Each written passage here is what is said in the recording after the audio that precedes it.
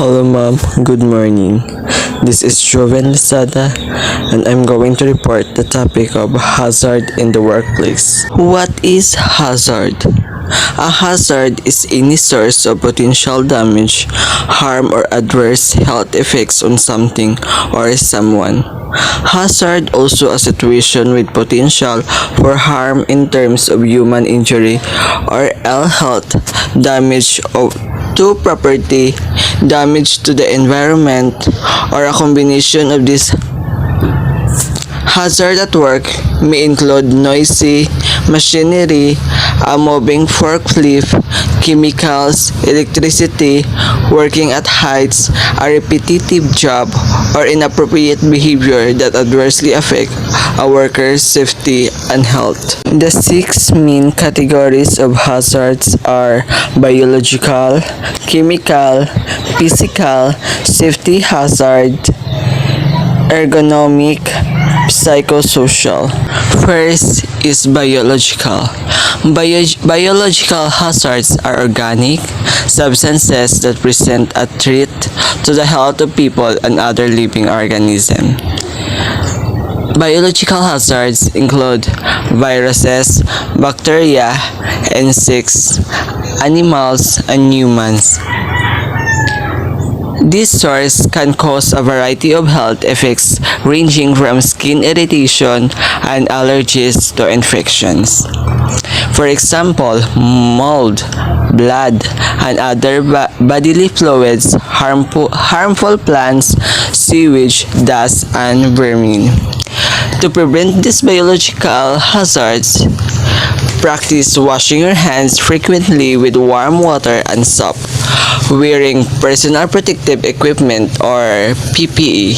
When responding to situations involving biohazards, this can include gloves, face masks, and shields, respirators, aprons, special protective eyewear, and full body gowns or suits. Second is chemical. Chemical hazards are hazardous substances that can cause harm. This hazard can result in both health and physical impacts such as skin irritation, respiratory system irritation, blindness, corrosion, and explosion. In order to ensure chemical safety in the workplace, information about the identities and hazard of the chemicals must be available and understandable to workers. Hazard communication standard requires the development and dissemination of such information. Chemical manufacturers and importers are required to evaluate the hazard of the chemical they produce or import and prepare labels and safety data sheets to convey the hazard information to their downstream customers.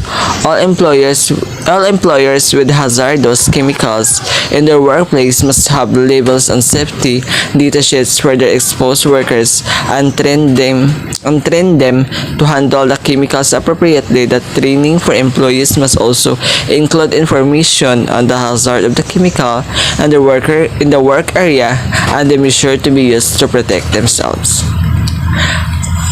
Practice good housekeeping and personal hygiene. Use the PPE provided properly. Follow safe work instruction procedure given by your supervisor. Know where to find the information of those chemicals you are working with, as well as the risks and ways to protect yourself. That is to prevent the chemical. Third is physical. Physical hazards are environmental factors that can harm an employee without necessarily touching them, including heights, noise, radiation, and pressure. Physical hazards are substances or activities that threaten your physical safety. They are the most common and are present in most workplaces at one time or another. These include unsafe conditions that can cause injury, illness, and death. To prevent the physical hazard includes providing safety equipment to employees that reduces their exposure to the physical safety hazard. Next, reduce noises and vibration present in the workplace. place barriers between employees and physical hazards such as radiation or microwaves that all to prevent the physical hazards. Safety hazard. These are hazards that create unsafe working condition. For example, exposed wire or a damaged carpet might result in tripping hazard. Spills on floor or tripping hazards such as black aisles or cords running across the floor. Working from heights including ladder, scaffolds, roofs, or in a raised work area. Unguarded machinery and moving machinery parts. Guards remove or moving parts that a worker can accidentally touch. Electrical hazards like frayed cords, missing rope pins, improper wiring, confined spaces, machinery. Related hazards: tug out, boiler, safety forklifts, etc. Fifth is ergonomic.